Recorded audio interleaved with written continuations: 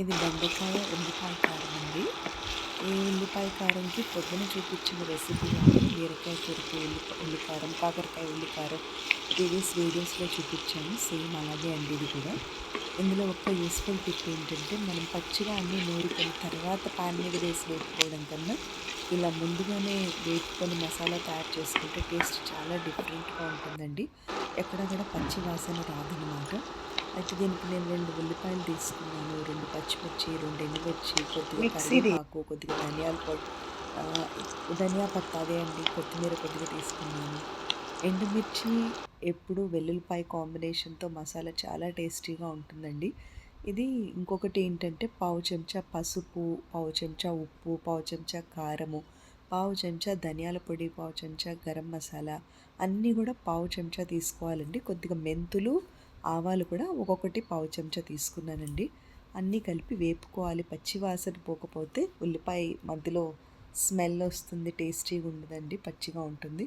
తర్వాత ఒక చెంచా టామరిన్ పేస్ట్ కానీ కొద్దిగా చింతపండు వేసుకోవాలండి.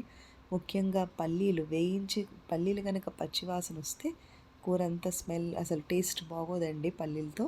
సో వేయించిన నువ్వులు చక్కగా వేసుకోవాలి. పచ్చివాసన పోయే వరకు అన్నీ వేపుకోవాలి. అయితే ఇందులో గరం మసాలా కానీ ఘాటు కానీ ఎక్కువ డామినేట్ చేయకూడదండి. కూరలో ఉన్న ఎసెన్సే బయటికి రావాలి. రెండోది, ముదిరిపోయిన బెండకాయలు బాగోవండి.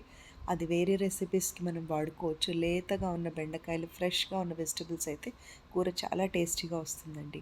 ఇంతకు ఆ మసాలా అంతా మనం నూరి పక్కన పెట్టుకోవాలి. వేగిన తర్వాత ఒక టమాటా తీసుకొని ఒక ప్యాన్లో చిన్న ముక్కలుగా కట్ చేసుకొని కొంచెం ఆయిల్, కొద్దిగా పసుపు, ఉప్పు వేసుకొని ఆ టమాటాలు బాగా వేగనివ్వాలండి. చాలా కొంచెం ఉప్పు వేసుకోవాలి. వేగిన తర్వాత ఈ నూరుకున్న మసాలా అంతా కూడా ఆ టమాటాల్లో వేసి ఒక 5 నిమిషాల సేపు ఉడికించాలండి.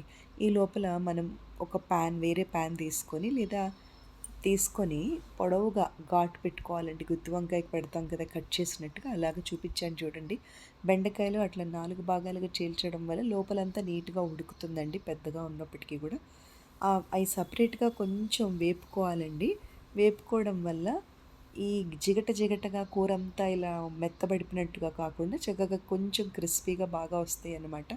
ఈ వేయించుకున్న మసాలా ఇప్పుడు ఏదైతే ఉంటుందో టమాటా, ఉల్లికారం కలిపి దాంట్లో ఈ విడిగా వేయించుకున్న బెండకాయ ముక్కలు జస్ట్ బంద్ చేశాకైనా వేయచ్చు, లేదా ఆఫ్ చేసే ముందు 2 నిమిషాల ముందు వేయాలండి. కూర మళ్ళీ ఎక్కువగా కలిపితే అది గుజ్జుగా అయిపోతుంది, బాగా అనిపించదు అనమాట జిగట వల్ల. అలా ఫ్రైడ్గా ఉంటేనే ముక్కలుగా తీసుకొని తినచ్చు.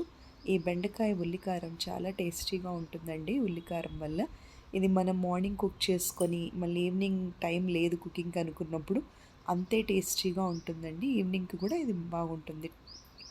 తర్వాత ఇది మజ్జిగ చారు చేశానండి ఈరోజు రెసిపీ, అది కూడా అప్లోడ్ చేస్తాను చూడండి. మజ్జిగ చారు కాంబినేషన్తో కానీ రసం కాంబినేషన్తో కానీ చాలా బాగుంటుందండి ఈ కర్రీ. చాలామందికి అసలు ఈ సబ్స్క్రిప్షన్ అంటే ఏంటో తెలియదండి. యూట్యూబ్లో ఉన్న వాళ్ళకే తెలుస్తుంది. మీకు కనుక ఐడియా ఉంటే ఖచ్చితంగా నా ఛానల్ సబ్స్క్రైబ్ చేయండి. తర్వాత ఇన్స్టాగ్రామ్ని కూడా ఫాలో అవ్వండి.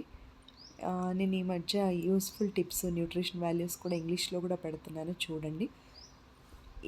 ఇంకొకటి మెయిన్ అండి, మనం ఎప్పుడైతే prevention is better than cure లాగా మనం తినే ఆహారం గురించి అన్ని వివరాలు ఎంతో కొంత తెలుసుకుంటే అవి రిపీటెడ్గా తీసుకోవడం వల్ల డిసీజెస్కి దూరంగా ఉంటామనేది నా ఇంటెన్షన్ అండి. ఒకవేళ కనుక మీకు ఈ న్యూట్రిషన్ వాల్యూస్ గురించి తెలుసుంటే ఇగ్నోర్ చేయండి. కామన్ మ్యాన్కి కూడా రీచ్ అవ్వడానికి నేను కొంచెం చెప్తున్నాను. Thank you for your great support and love అండి. జస్ట్ 3.5 monthsలో నాకు 1,02,000 వ్యూస్ వచ్చాయి. With your blessings and support moving ahead. Thank you so much.